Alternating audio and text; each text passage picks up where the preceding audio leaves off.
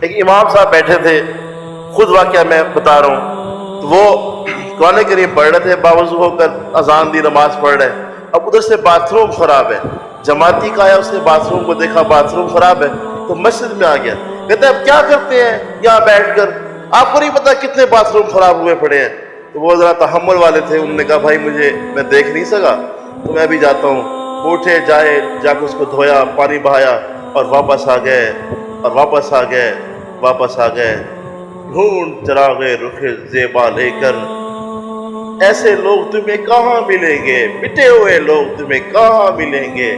10 ہزار 8 ہزار روپے مہینے کو گزران کرنے والے تمہیں کہاں ملیں گے، کہاں ملیں گے، جاؤ دنیا کے 7 بر اعظم گھومو،